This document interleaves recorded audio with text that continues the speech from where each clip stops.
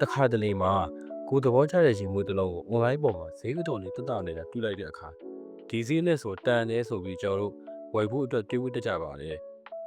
ဒါပေမဲ့ကျွန်တော်အတွေ့အကြုံကပြောရမယ်ဆိုရင်ရင်မွေးဆိုတာဈေးတန်ဖို့ထက်အစစ်မှန်ဖြစ်ဖို့ကပိုအရေးကြီးပါတယ်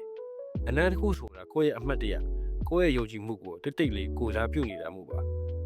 အခုတော့ online ပေါ်မှာရင်မွေးအတူတူမိလာတဲ့ post တွေကိုမကြာခဏတွေ့နေရတဲ့အတွက်ဘိုးဝယ်တဲ့အခါ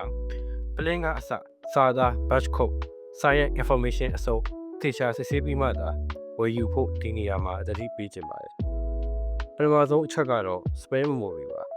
original ယူမှုတွေမှာပဲ top media နဲ့ base note တွေကိုစနစ်တကျဖန်တီးထားတာကြောင့်အချိန်ကြာလာလေလေအနံ့ကပိုပြီးနူးညံ့လှပလာပါတယ် fake ရင်မွေးတွေမှာတော့ဆက်ဆောက်ခြင်းမှာစင်တလို့ရှိပေမဲ့မိနစ်ပိုင်းနိုင်ပိုင်းတွင်းမှာလည်းအနံ့ကတိတိတတ်တာခွဲထွက်သွားတတ်ပါတယ်နောက်တစ်ချက်ကတော့ safety ပါရင်မွေးအတူတွေမှာသုံးထားတဲ့ quality မြတ် chemical တွေကအရေပြားကိုရားရံစေတာရေပြား temperature မှုတွေအင်ကြီးပေါ်မှာအဆီအကွက်တွေဆွန်းချင်းစေနိုင်ပြီးတော့ကိုယ်ပတ်ဝန်းကျင်ကိုဘေးနားလူတွေကိုပါဈေးပေါ်တဲ့အစီအနံ့တွေတစ်ချိန်လုံးမတိမတာဒုက္ခပြင်းနေနိုင်ပါတယ်ရင်မွေးဆိုတာကနေတိုင်းကိုယ့်အသားရည်နဲ့ထိတွေ့နေရတဲ့အရာမို့လို့ဈေးချိုတာတဲ့ဈေးနှုန်းတင်ပြီးစိတ်ချအမှန်ကန်ဖို့ကပိုရေးကြီးပါတယ်ဒါကြောင့် Malia Ash မှာတော့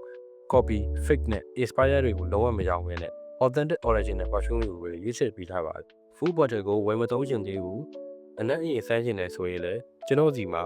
original ကနေတိုင်းရိုက်ခွဲယူထားတဲ့ဒီကန့်လေးတွေကို 2ml ကနေ 30ml အထိစိတ်ကြရွေးချယ်နိုင်ပါတယ်အားလုံးပဲ confident အပြည့်နဲ့သိမ်းမြဲတဲ့နေ့ရက်လေးတွေကိုပိုင်ဆိုင်နေကြပါစေ